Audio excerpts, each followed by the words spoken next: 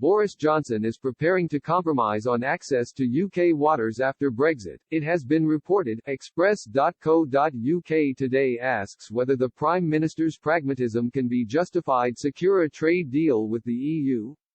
The issue of fishing is hugely controversial, not least because fishing activists played a huge role in the campaign to quit the bloc 4 years ago.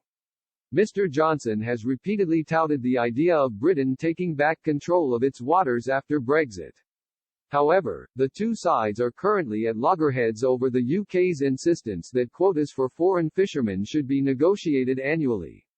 It was yesterday Mr. Johnson is considering the idea of delaying finalisation of the finer details on quotas until a later date, after the end of the transition period. The news prompted Fishing for Leave, which has been instrumental in the campaign to take the UK out of the EU, to tweet, "If kicking us into the long grass is true, then very disappointing. Danger that temporary becomes permanent. We've watched and waited because you've said the right things and stood fast thus far, Boris Johnson. But sell us out and we'll be back to give you hell."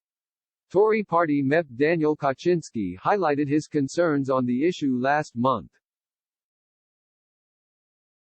He told Express, "There is speculation now about a potential transition period for fishing rights, so they give them 3 years of unfettered access to our waters.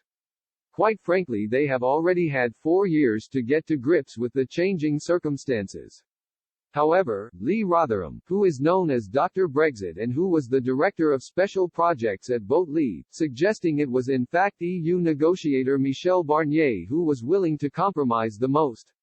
He explained, "Let's just say there won't be too many politicians in Hungary, or Luxembourg or the Czech Republic, for example, worrying about North Sea fish. So they could be forgiven for wondering why this should be such a big treaty stumbling block for them." Speaking on Friday, Mr. Barnier said that much remains to be done to seal a deal.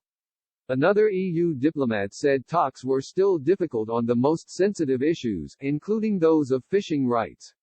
However, both sides have indicated readiness to compromise on fisheries. With time running out, financial markets and businesses are increasingly jittery as Britain and the EU face 3 main scenarios: a deal this year which salvages free trade, a hard and economically damaging split, or a loose arrangement settling future ties in some areas but leave the rest undetermined. Yesterday the Prime Minister's spokesman said the UK was committed to working through the various sticking points in a bid to strike a deal. The spokesman said, "We are continuing to work hard throughout this intensive period of talks to seek to bridge the significant gaps that still remain between our positions in the most difficult areas."